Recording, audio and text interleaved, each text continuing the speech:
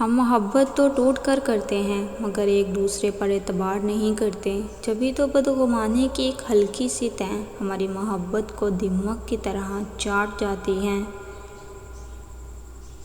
تیرے رونے سے انہیں کوئی فرق نہیں پڑتا اے دل، جس کے چاہنے والے زیادہ ہوں وہ اکثر بے درد ہوا کرتے ہیں۔ لہجے بدل لینے والوں کے ساتھ لڑنے سے بہتر ہے اپنے آپ سے لڑ لیں، ایسے میں آپ کی ذات بے وقت بھی نہیں ہوگی اور اذیت بھی کم ملے گی۔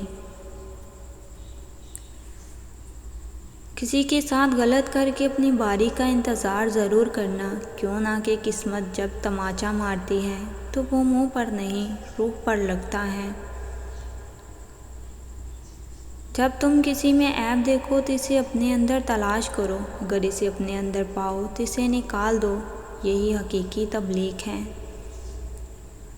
میں نے زندگی کے بارے میں جو کچھ بھی سیکھا ہے، اس کا خلاصہ بس ان 4 لفظوں میں کیا جا سکتا ہے، یہ چلتی رہتی ہے۔ دکھ تو یہ بھی ہے کہ آپ کے ارد گرد دوستوں کا، چاہنے والوں کا ہجوم ہو، لیکن آپ کو سمجھنے والا ان میں سے کوئی ایک بھی نہ ہو۔ بیٹیوں کو اپنی جنگیں خود لڑنی پڑتی ہیں، پھر چاہے جنگ کردار کی ہو یا اعتبار کی۔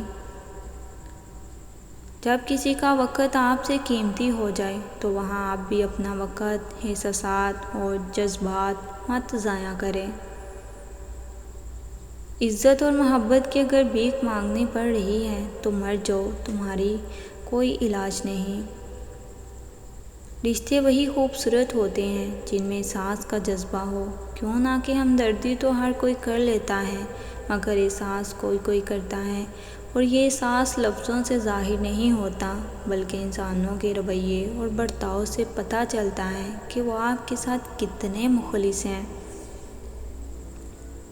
عبادات ضرور کیجیے مگر معاملات پر خاص توجہ دیجیے۔ کعبے کے چکر لگانے سے لوگوں کو دیے ہوئے چکر معاف نہیں ہوتے۔ کبھی کبھی آپ کو ان غلطیوں کا بوجھ بھی سہنا پڑتا ہے جو آپ نے کی ہی نہیں ہوتی، اور نہ کردہ غلطیوں کا بوجھ انسان کو اندر سے ختم کر دیتا ہے۔